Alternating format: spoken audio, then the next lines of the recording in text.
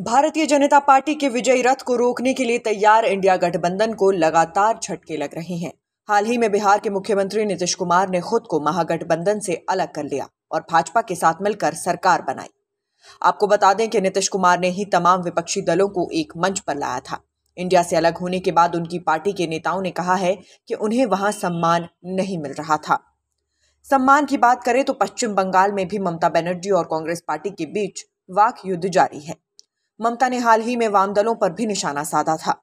उन्होंने तो वर्षों तक बंगाल पर राज करने वाली लेफ्ट पार्टियों पर लाखों कार्यकर्ताओं की हत्या तक का आरोप लगा दिया। ऐसे में देश जैसे जैसे लोकसभा चुनावों की तरफ आगे बढ़ रहा है, वैसे वैसे इंडिया गठबंधन में शामिल घटक दलों के बीच सीट शेयरिंग को लेकर संघर्ष बढ़ता जा रहा है। बिहार के बाद पश्चिम बंगाल में गठबंधन के लिए मुश्किलें बढ़ती दिख रही हैं।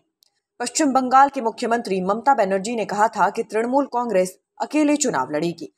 उन्होंने कांग्रेस, वाम और भाजपा पर सांठ-गांठ का हिस्सा होने का आरोप लगाया था। ममता ने यह भी दावा किया कि कांग्रेस आने वाली लोकसभा चुनावों में 40 सीटें भी नहीं जीत पाएगी। आपको बता दें कि कांग्रेस नेता राहुल गांधी और पार्टी के संचार प्रमुख जयराम रमेश ने इस बात पर जोर देते हुए कहा है कि टूटे हुए रिश्ते को कभी भी सुधारा जा सकता है। हालांकि कांग्रेस की सहयोगी और टीएमसी की कट्टर प्रतिद्वंदी सीपीआईएम किसी भी समझौते के लिए तैयार नहीं है। सीपीआईएम के राज्य सचिव मोहम्मद सलीम ने तो यहां तक कह दिया कि अगर ममता बनर्जी गठबंधन छोड़ने का फैसला करती हैं तो वो इस कदम का स्वागत करेंगे। ऐसे में सबसे बड़ा सवाल ये है कि क्या इंडिया गठबंधन खत्म हो चुका है? पंजाब में आम आदमी पार्टी पहले ही कह चुकी है कि वो अकेली लड़ेगी। नीतीश ने खुद को अलग कर लिया है। ममता भी इंडिया से अपनी राह अलग करने की तैयारी में दिख रही हैं। Nation speaks bureau report. Bharatiya Janata party के विजयी रथ को रोकने के लिए तैयार इंडिया गठबंधन को लगातार झटके लग रहे हैं। हाल ही में बिहार के मुख्यमंत्री नीतीश कुमार ने खुद को महागठबंधन से अलग कर लिया और भाजपा के साथ मिलकर सरकार बनाई। आपको बता दें कि नीतीश कुमार ने ही तमाम विपक्षी दलों को एक मंच पर लाया था। इंडिया से अलग होने के बाद उनकी पार्टी के नेताओं ने कहा है कि उन्हें वहां सम्मान नहीं मिल रहा था। सम्मान की बात करें तो पश्चिम बंगाल में भी ममता बनर्जी और कांग्रेस पार्टी के बीच वाक युद्ध जारी है। ममता ने हाल ही में वाम दलों पर भी निशाना साधा था।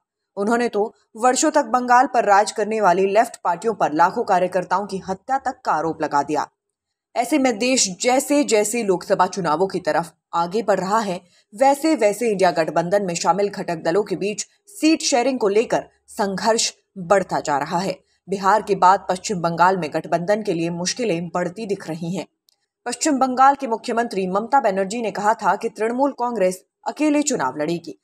उन्होंने कांग्रेस, वाम और भाजपा पर सांठ-गांठ का हिस्सा होने का आरोप लगाया था। ममता ने यह भी दावा किया कि कांग्रेस आने वाली लोकसभा चुनावों में 40 सीटें भी नहीं जीत पाएगी। आपको बता दें कि कांग्रेस नेता राहुल गांधी और पार्टी के संचार प्रमुख जयराम रमेश ने इस बात पर जोर देते हुए कहा है कि टूटे हुए रिश्ते को कभी भी सुधारा जा सकता है।